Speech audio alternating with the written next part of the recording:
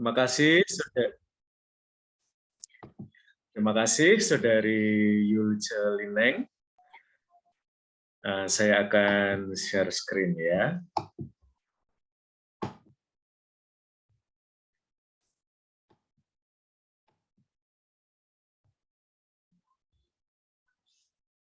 Saudara dan saudariku, malam hari ini saya akan menawarkan sebuah tema yang sangat dekat dengan kehidupan Carolus Borromeus yang kita peringati pestanya.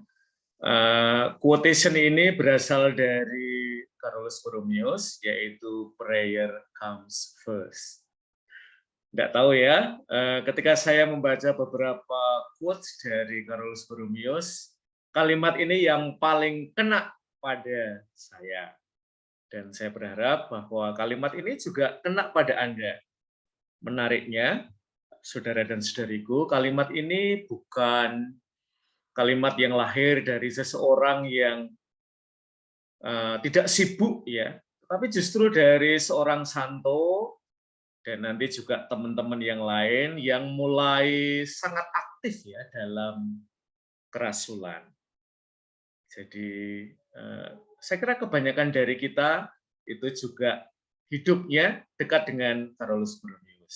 Maka mudah-mudahan tema Prayer Come First ini juga muncul dari kita yang di tengah kesibukan itu punya quote dalam hidup kita, yaitu prayer come first. Dan ini ada satu quote lain dari Carolus Borromeus. Jika percikan kasih Allah sudah terbakar dalam dirimu, jangan sampai tersambar angin karena dapat padam. Stay quiet with God. Dan pada awal kita kumpul di sini, kita sudah beberapa saat ya, stay quiet with God. Dan ini adalah momen yang kita seringkali cari-cari di dalam hidup kita untuk bisa stay quiet with God.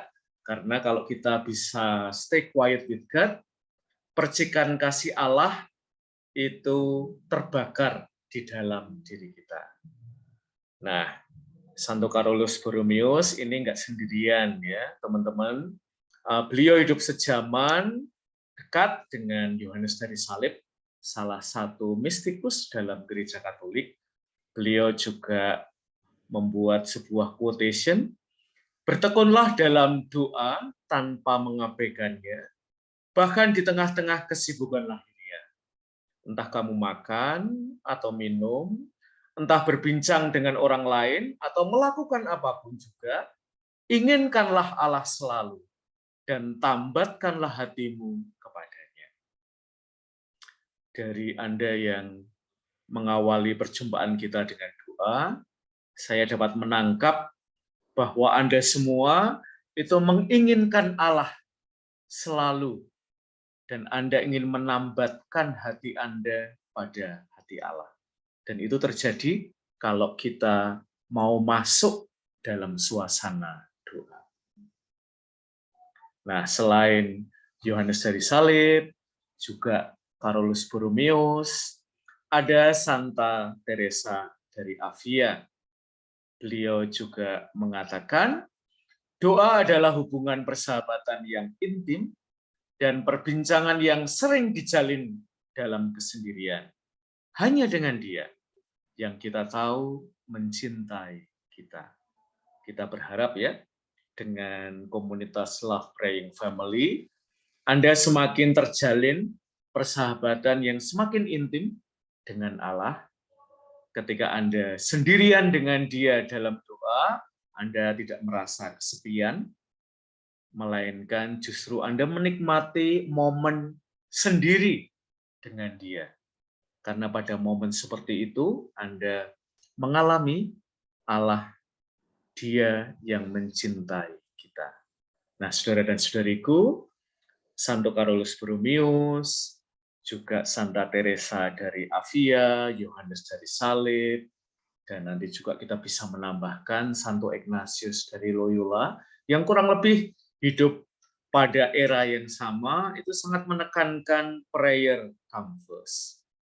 Dan menurut saya tema ini diangkat lagi loh oleh Paus Fransiskus dalam beberapa kesempatan, misalnya dalam dokumen Evangelii Gaudium nomor 3, Paus Fransiskus itu mengundang kita untuk membarui lagi perjumpaan pribadi dengan Yesus Kristus. Dimanapun, kapanpun. Anytime, anywhere dalam hidup kita. Sekurang-kurangnya, kita terbuka untuk mempersilahkan Yesus Kristus menjumpai kita. Dan Paus Fransiskus mengundang, kalau kita mau berdoa, jangan hanya pada momen-momen tertentu saja, kita perlu melakukannya tanpa henti setiap hari. Dan ini saudara-saudariku yang saya percaya Anda semua mengalaminya ketika Anda memiliki kebiasaan habitus berdoa. Kapanpun kita melangkah menuju Yesus, kita menjadi sadar bahwa Dia sudah berada di sana, menunggu kita dengan tangan terbuka. Indah sekali ya, rekan-rekan. Bahkan ketika kita sedang melangkah menuju Dia, Dia sudah menanti kita, menjemput kita bahkan. Nah, ketika saya membayangkan prayer come first, kita stay quiet with God, hubungan kita dengan Tuhan barangkali tidak meledak-ledak sepanjang waktu.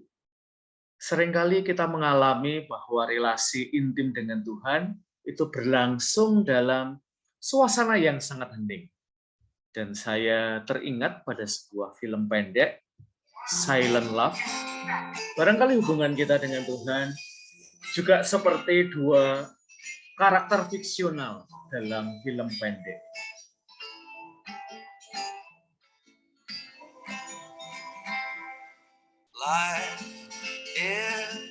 Kita mungkin seperti cowok di dalam film pendek ini.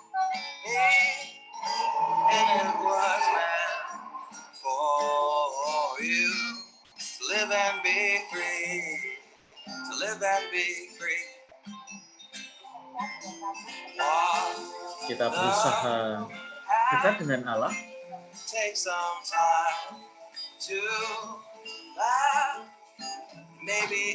Kalau Allah nampak tidak hadir dalam hidup kita, kita jadi kangen pada Allah.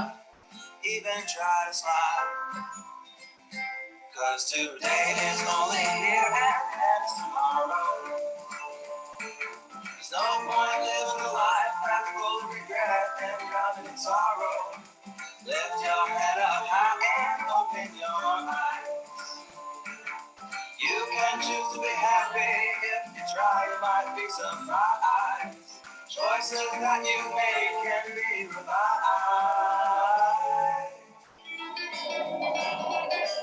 Mungkin hari-hari kita dengan Tuhan itu panjang banget. Halamannya sampai setebal itu. Hari-hari kita stay quiet dengan Tuhan. For the time you're here, and if you don't, dan mungkin nanti Anda akan mengalami Tuhan juga kangen loh pada Anda.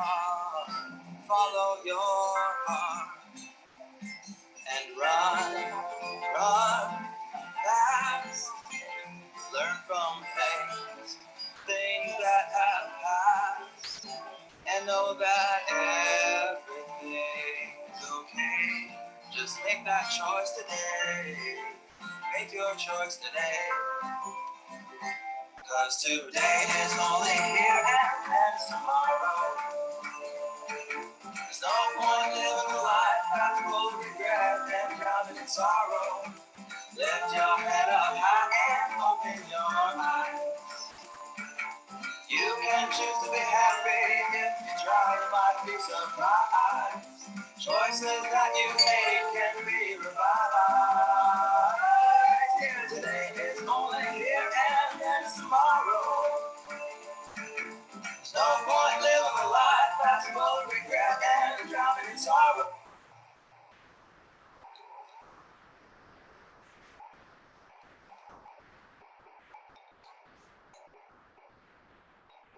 Tu hai fatto tutto questo per chiedermi di uscire.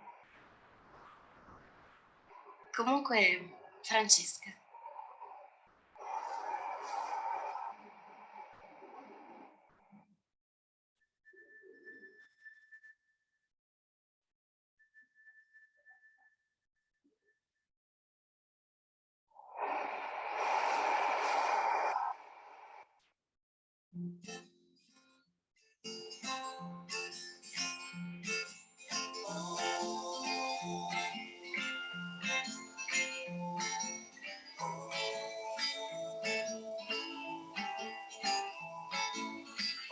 Nah, saudara dan saudariku, apakah hubungan Anda dengan Tuhan seperti juga dalam karakter laki-laki dalam film pendek tadi, Silent Love, barangkali juga kita mengalami saat-saat silent ya, ketika kita berkomunikasi dengan Tuhan, dan amazingly, ketika kita mau bersahabat dengan Tuhan, endingnya adalah kita sampai pada pengalaman jatuh cinta pada Tuhan, falling in love with God, dan bahkan mungkin sampai pada pengalaman staying in love with God.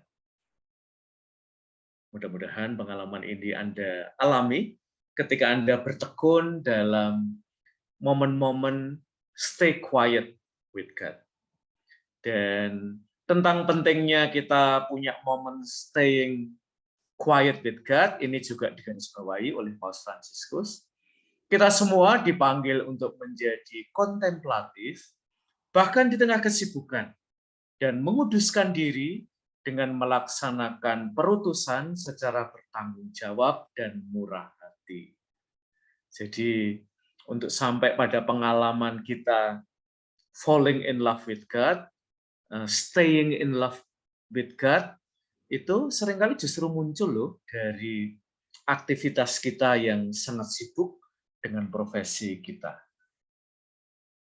Kita jadi rindu untuk ketemu dengan Dia, kita merasakan kebutuhan untuk stay connected dengan Tuhan 24 hours, baik dalam doa dan juga nanti dalam aktivitas-aktivitas kita. Maka Paus Fransiskus itu mempercayai bahwa kekudusan itu perlu dibangun dengan doa. Saya tidak percaya kekudusan tanpa doa. Walaupun doa tersebut tidak perlu panjang atau melibatkan emosi yang kuat. Kita seringkali juga mengalami ya, hubungan kita dengan Tuhan tidak selalu momennya itu panjang, seringkali momennya pendek-pendek, dan mungkin emosi kita di dalam doa juga seringkali landai-landai saja, tetapi meskipun tidak meledak-ledak, landai saja, tetapi kecintaan kita pada Tuhan itu ternyata bertumbuh seperti benih. Maka pertanyaan Paus Fransiskus saya kira boleh kita tanyakan juga pada malam hari ini. Adakah saat-saat Anda menempatkan diri di hadiratnya dalam keheningan, tinggal bersama dengannya, tanpa ketergesa-gesaan, dan membiarkan diri dipandang olehnya? Apakah Anda membiarkan apinya mengobarkan hati Anda? Saudara dan saudariku, ketika kita tadi mengawali perjumpaan kita dengan doa koronka, doa kerahiman ilahi, apakah Anda merasakan Tuhan itu meminta kita untuk tidak tergesa-gesa dalam doa, mempersilahkan Dia untuk memandang kita yang sedang menghadapnya? Apakah kita merasakan kobaran api dalam diri kita karena kita berdekatan dengannya? Dan bahkan Allah berkenan untuk bersemayam dalam hati kita. Nah, buat kita yang sibuk, kita mungkin kadang-kadang merasa ya, aduh, sudah saatnya doa ya. Tetapi Paus Fransiskus mengingatkan kita bahwa ketika kita hening dalam doa, kita nggak sedang lari dari kesibukan dunia. Kita tidak mengatakan tidak pada aktivitas, pada dunia kita. Kita tetap mengatakan ya pada aktivitas-aktivitas yang kita kerjakan dengan menyertakan Allah di dalam aktivitas-aktivitas itu. Nah, maka yang dibutuhkan adalah kemampuan untuk memupuk ruang batin sehingga melalui doa segala aktivitas kita itu menjadi bermakna. Tanpa doa bisa loh aktivitas kita yang banyak tanpa henti itu kehilangan kekuatan dan bahkan kita kemudian menjadi pribadi-pribadi yang kelelahan. Sepertinya isinya itu adalah kesulitan dan bahkan mungkin kalau kita terlibat di dalam kepanitiaan, di dalam komunitas, semangat kita bisa padam karena aktivitas-aktivitas itu tidak kita support dengan doa. Nah, gambaran yang langsung muncul pada saya ketika saya membayangkan tentang hidup seorang pendoa yang stay quiet with God. Tadi dikatakan oleh Paus Fransiskus bahwa kadang-kadang hubungan kita dengan Tuhan itu nggak selalu meledak-meledak. Seringkali nampak landai-landai saja. Mungkin gambarannya dalam dunia tenis ya, ketika dalam sebuah kompetisi ya kita main saja seperti kita juga main dalam kompetisi-kompetisi yang lain. Tetapi ada momen di mana ada sesuatu yang istimewa. Nah, seperti di dalam tayangan ini. The actual surface. Wow! Boy, the young ball kid has been hit there. And Rafa showing immediate concern. She's good, I think. Oh, that's a wonderful moment, though. Good girl.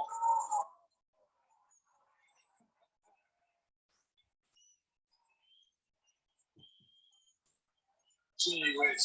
I think that got on the cheek. She's quite flushed. What a brave young lady. Rafa kissed me, I'd be a bit flushed. Hey, this is no time.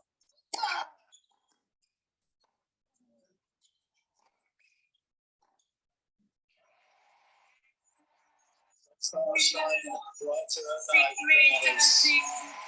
simply the truth that Rafael Nadal once again illuminates the Melbourne nighttime sky as he comes through in what looks like fairly straightforward fashion as he once again shows not only is he a great champion, he is one beautiful human being. We can all aspire to try and play tennis like him, but we can all emulate him in the way that he behaves on and off the court. Oke, saudara dan saudari, tayangan ini buat saya menarik, terutama komentar terakhir ketika komentatornya menyatakan yang kita lihat bahkan di lapangan tenis tidak sekedar seorang petenis profesional nomor 1 dunia, tetapi seorang manusia yang sangat elok kemanusiaan. Ketika bola kembaliannya itu kena pada seorang ball girl, dia segera berlari memastikan bahwa gadis itu tidak terluka karena bola kembaliannya, dan dia memberikan tanda bahwa dia sedemikian care terhadap ball girl itu dengan memberikan kecupan pada dia, dan kemudian pada akhir dia melakukan hal yang sama intimnya, yaitu menyerahkan band yang ada di kepalanya dan memberikannya sebagai kado untuk ball girl itu. Kesucian seringkali baru kelihatan pada momen-momen tertentu. Barangkali kita tidak merasakan bahwa kesucian itu bertumbuh di dalam diri kita, tetapi ketika ada momen istimewa seperti itu, kesucian itu menyeruak dari hidup yang kita bangun terutama dengan habitus doa. Jika kita tidak melihat Yesus hadir dalam jantung komitmen perutusan kita, antusiasme kita segera meredup, dan kita tidak lagi yakin akan hal yang kita sampaikan. Kita kehilangan semangat dan gairah. Seorang pribadi yang tidak yakin, tidak bersemangat, tidak pasti, dan tidak mengasihi, tidak akan meyakinkan seorang pun. Seorang yang tidak berdoa, sulit sharing tentang doa.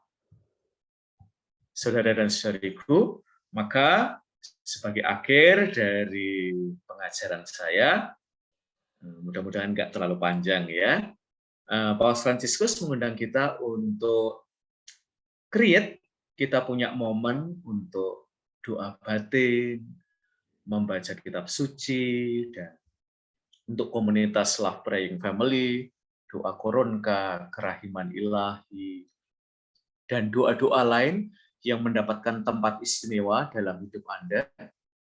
Dan segala hal yang kita lakukan dengan kehidupan rohani kita, terutama dengan doa, sama sekali tidak mengurangi semangat dan efektivitas pengabdian kepada sesama, melainkan justru sebaliknya. Kerasulan kita, aktivitas kita, termasuk aktivitas Anda bekerja, itu mendapatkan tambahan kekuatannya dari doa Anda.